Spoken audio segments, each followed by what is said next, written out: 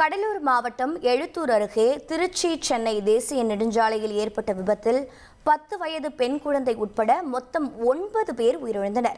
சென்னை நோக்கி சென்று கொண்டிருந்த அரசு அதிவிரைவு பேருந்தின் டயர் வெடித்ததில் சென்டர் மீடியனை தாண்டி எதிர்ப்புறம் நோக்கி சென்ற போது கார்கள் மோதி அடுத்தடுத்து விபத்து ஏற்பட்டது.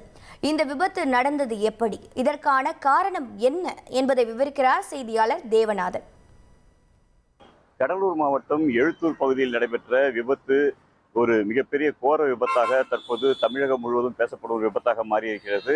அதாவது திருச்சியிலிருந்து சென்னை நோக்கி சென்ற அரசு சொகுசு பேருந்தானது கடலூர் மாவட்டம் வேப்பூர் அருகே உள்ள எழுத்தூர் பகுதிக்கு வரும்போது, அதாவது சென்னை திருச்சி தேசிய நெடுஞ்சாலையில் அந்த எழுத்தூர் பகுதிக்கிட்ட வரும்போது அதோடைய முன்பக்க டயரானது வெடித்து அந்த பேருந்து தனது கட்டுப்பாட்டை இழந்து அங்கிருந்த பேரிகேட்டையும் தாண்டி எதிர் திசையில் வந்த 2 கார்கள் மீது அடுத்தடுத்து மோதுகிறது.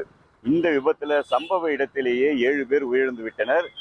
மற்றபடி காயமடைந்த அனைவரும் மருத்துவமனையில் அனுமதிக்கப்படுறாங்க. அங்கு 2 பேர் உயிரிழந்து விட்ட நிலையில இந்த விபத்தில் உயிரிழந்தவர்களுடைய எண்ணிக்கை 9ஆக உயர்ந்துள்ளது.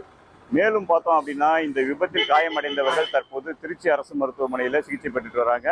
இந்த விபத்தில் காயமடைந்தவர்களுடைய உடல்கள் பார்த்தோம் அப்படின்னா பெரம்பலூர் அரசு மருத்துவமனைக்கு கொண்டு செல்லப்பட்டது. மேலும் இந்த சம்பவ இடத்துல பார்த்தோம் அப்படின்னா உயர் அதிகாரிகள் அனைவருமே சென்று ஆய்வு மேற்கொண்டாங்க. இந்த ஆய்வின் போது பேருந்தின் அதாவது அந்த முன்பக்க சக்கரத்தில் டயர் வெடித்த காரணத்தினால்தான் இந்த விபத்து ஏற்பட்டது என்பது தற்போது உறுதி செய்யப்பட்டிருக்கிறது.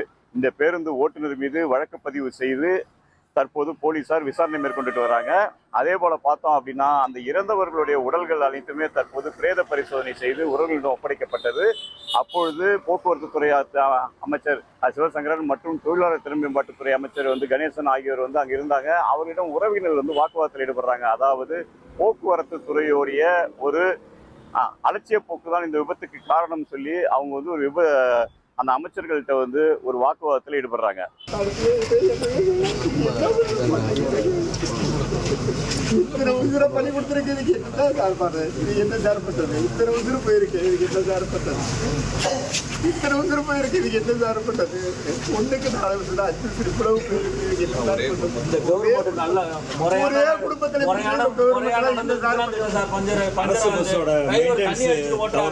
இந்த நிர்வாகம் எவ்வளவு ஒரு உயிர் சேதம் நடந்திருக்கு, எவ்வளவு மேலும் பார்த்தோம் அப்படின்னா இந்த விபத்துக்கான காரணம் என்னது என்பது குறித்தும் தற்போது தொடர்ந்து விசாரணையானது மேற்கொள்ளப்பட்டுக்கிட்டு வர அதே நேரத்தில் பார்த்தோம் அப்படின்னா தமிழகத்தில் தொடர்ந்து அரசு பேருந்துகள் இது போன்ற தொடர் விபத்துகளை ஏற்படுத்துறது பொதுமக்களிடையே அரசு போக்குவரத்து கழகத்தின் மீது ஒரு அச்சத்தை ஏற்படுத்திருக்குன்னே சொல்லலாம். இந்த நிலையில தான் பார்த்தோம் அப்படின்னா தற்போது போக்குவரத்து கழகங்கள் தமிழகம் முழுவதும் இருக்கிற பணிமனைகளுக்கு ஒரு சுற்றறிக்கை அனுப்பியிருக்காங்க.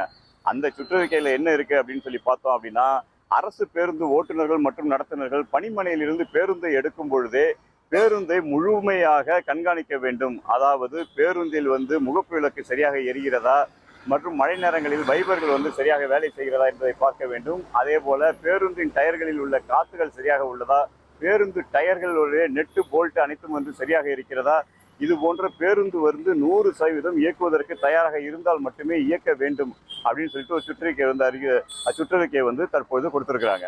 நன்றி தேவநாதன்.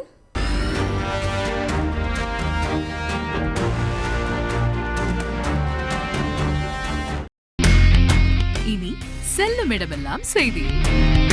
தந்தை டிவியின் வாட்ஸ்அப் சேனலை ஃபாலோ பண்ணினா செல்ல இருக்கும் இடமெல்லாம் செய்தி. இதோ QR கோட் இப்பவே ஸ்கேன் பண்ணுங்க, ஃபாலோ பண்ணுங்க.